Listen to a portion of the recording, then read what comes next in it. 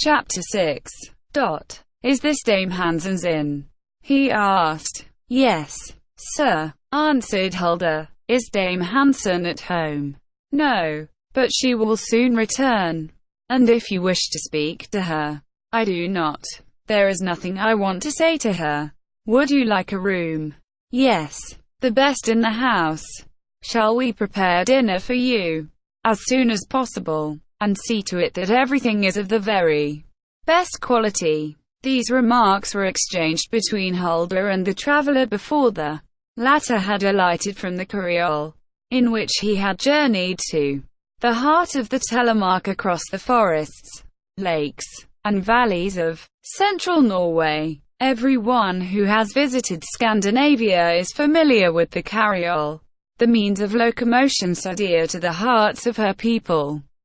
Two long shafts, between which trots a horse wearing a square wooden collar, painted yellow and striped with black, and guided with a simple rope, passed, not through his mouth, but around his nose, two large, slender wheels, whose springless axle supports a small gay-colored, shell-shaped wagon, body, scarcely large enough to hold one person. No covering, no board, no step, but behind, a board upon which the Skideskull perches himself. The whole vehicle strongly reminds one of an enormous spider between two huge cobwebs represented by the wheels of the vehicle. At a sign from the traveller, the Skideskull sprung to the horse's head, and the stranger rose, straightened himself out, and finally alighted, though not without some difficulty, judging from 2 or 3 muttered curses. Will they put my carriole under shelter? He asked, curtly, pausing upon the threshold. Yes, sir, replied Hulda, and find my horse. I will have him put in the stable immediately. Have him well cared for. Certainly, sir. May I ask if you intend to remain in Dal several days? I don't know yet. The carriole and horse were taken to a small barn built under their shelter of some trees at the foot of the mountain. It was the only stable connected with the inn, but it sufficed for the requirements of its guests. In a few moments the traveller was duly installed in the best chamber, where, after removing his cloak, he proceeded to warm himself before the fire he had ordered lighted. Hulda, to satisfy this exacting guest, bade the pigger, a sturdy peasant girl, who helped in the kitchen, and did the rough work of the inn during the summer, prepare the best dinner possible.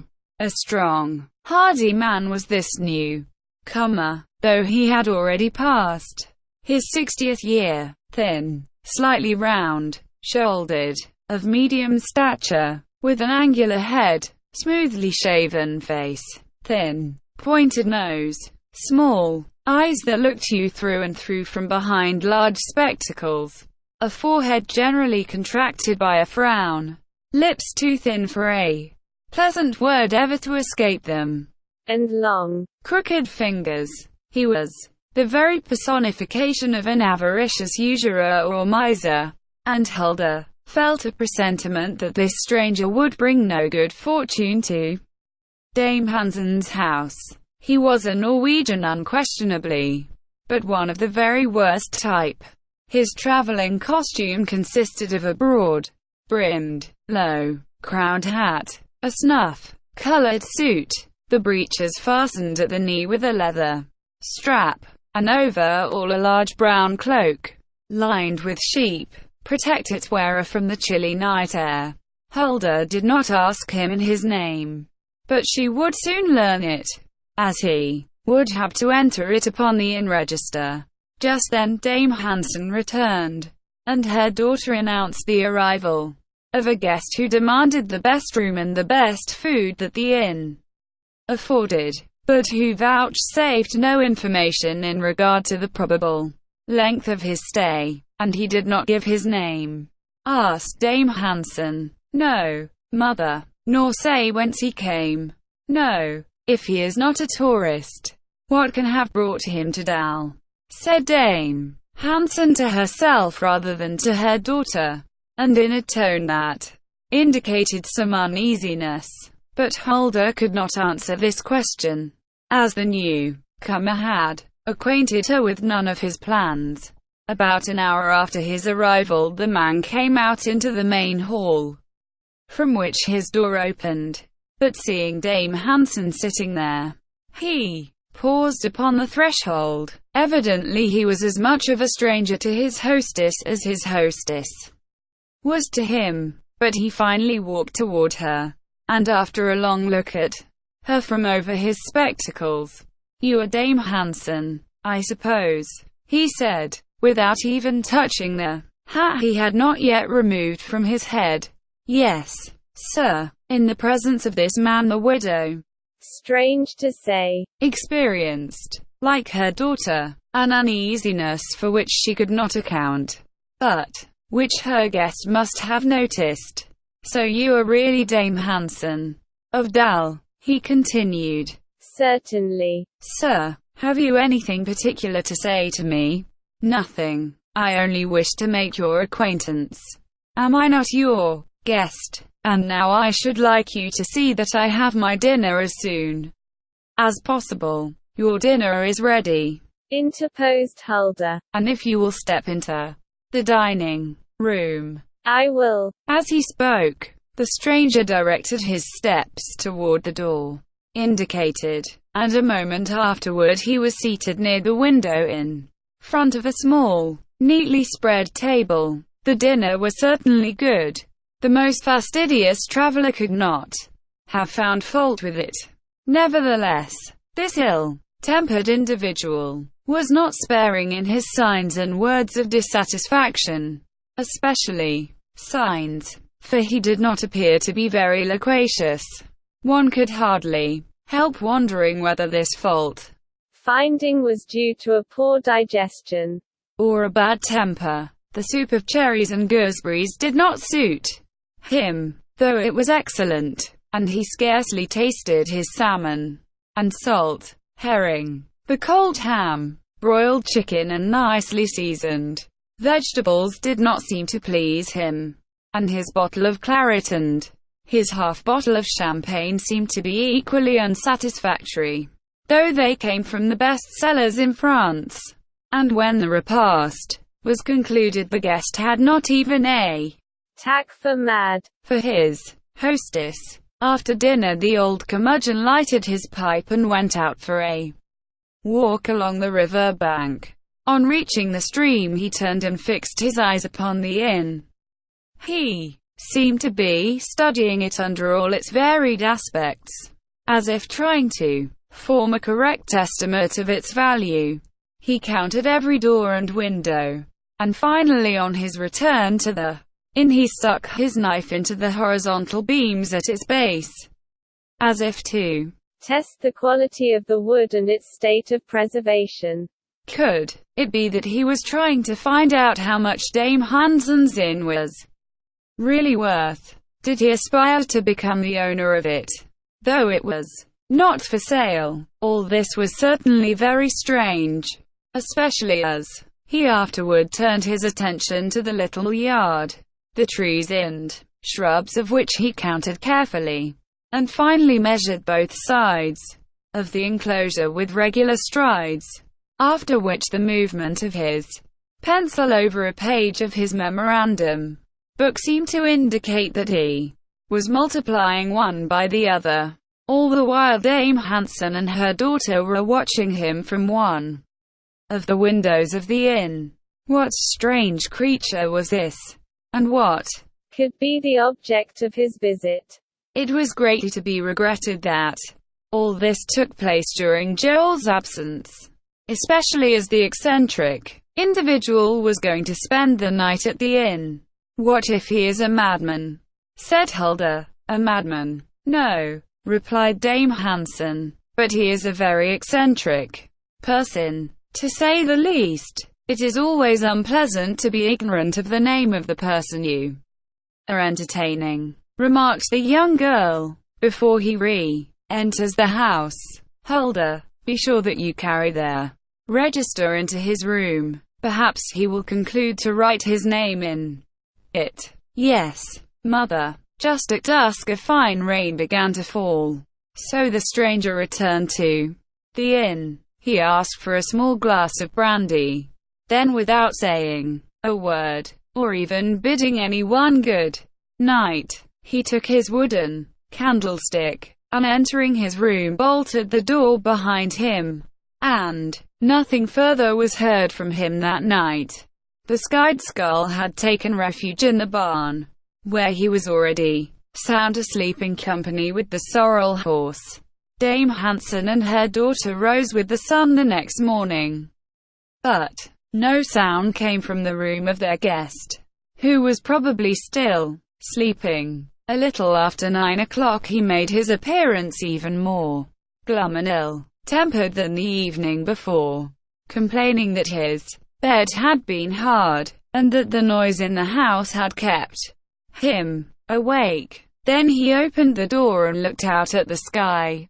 The prospect was not very cheering, certainly, for the wind was blowing a gale, and the stranger concluded not to venture out. Still, he did not waste his time. With his pipe in his mouth he walked about the inn as if trying to familiarize himself with the arrangement of the interior. He visited all the different rooms, examined their furniture, and peered into cupboards and sideboards with as much coolness as if he had been in his own house. Though the man was singular in appearance, his actions were certainly even more singular. Finally he seated himself in the big arm chair, and proceeded to question Dame Hansen in a curt, almost rude tone. How long had the inn been built? Was it her husband that built it? Or did he inherit it? How much land was there around it? And what was the extent of the adjoining suitor? Was the inn well patronized? And did it pay well? How many tourists came there on an average during the summer? Did they usually spend 1 or several days there? Etc., etc. It was evident that the stranger had not looked at the register that had been placed in his room, for that would have given him all the information he desired upon this last point. In fact, the book was still on the table where Huldah had placed it the evening before, and the traveler's name was not in it. I do not understand how and why these matters can interest you, sir, said Dame Hansen at last. But if you wish to know the state of our business, nothing could be easier. You have only to examine the register, in which you would greatly oblige me by entering your name. According to custom, my name. I will write my name in it. Certainly, I will write it there, which will be immediately after breakfast, as I am anxious to get back to Drammen by tomorrow evening. Drammen, repeated Dame Hansen, hastily. Yes. Do you live in Drammen? Yes. May I ask if there is anything astonishing about the fact that I reside in Drammen? After spending scarcely 24 hours in Dal, or rather at the inn, the traveler left without making the slightest effort to see anything of the surrounding country. Gloucester, and Dukenfos, and their wonders of the valley of the Vestfjordal were entirely ignored. It certainly could not have been for pleasure that he left Drammen. So, he must have come on business, and the sole object of his visit seemed to have been a careful examination of Dame Hansen's establishment. It was plain to Huldah that her mother was deeply troubled. For she seated herself in her big arm chair, and pushing aside her spinning wheel, remained there silent and motionless. In the meantime the traveler had gone into the dining room and seated himself at the table, though the breakfast was as carefully prepared as the dinner of the evening before. It seemed to give no better satisfaction, and yet the guest ate and drank in the same leisurely fashion. His attention seemed to be chiefly bestowed upon their Silver, a luxury highly prized among Norwegian peasants, where their few forks and spoons, which are handed down from father to son, are carefully preserved with the family jewels. Meanwhile, the Skeidskal busied himself with his preparations for departure, and by 11 o'clock the horse and carriole were standing before the door of the inn. The weather was still threatening.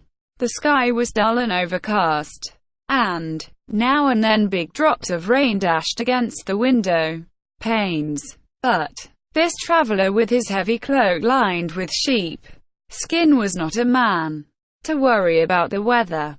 Breakfast over, he called for one more glass of brandy, lighted his pipe, and put on his coat. Then stepping out into the hall he called for his bill. "I will make it out immediately." Seating herself at a small desk, "Be quick about it," said the traveler. "And now," he added, "you had better bring me your book so I can write my name in it." Dame Hansen rose and left the room to get the register, which, on her return, she placed upon the large table. The stranger picked up a pen and took one more long look at Dame Hansen over his spectacles. Then he wrote his name in a large, round hand, and closed the book. Just at that moment Hulda handed him his bill. He took it, examined each item separately, and then proceeded to add up the figures, grumbling all the while. He exclaimed, "This is very dear. 7 marks and a half for a night's lodging and 2 meals." "You forget the Skeidskal and the horse," remarked Hulda. "Nevertheless, I think your charge very high." "I really don't see how you can expect to prosper if you are so exorbitant in your charges." "You owe me nothing, sir," said Dame Hansen, in a voice that trembled so that it was scarcely audible. She had just opened the register and read the name inscribed upon it, and now taking the bill and tearing it up, she repeated, "You owe me nothing." "That is exactly my opinion," replied the stranger. And without bidding them good-bye on his departure any more than he had bidden him good day on his arrival, he climbed into his carriole, and the Skeidskal jumped upon the board behind him. A few seconds later he had disappeared around a turn in the road. When Hulda opened the book she found there only this name, Sandgoist, from Drammen.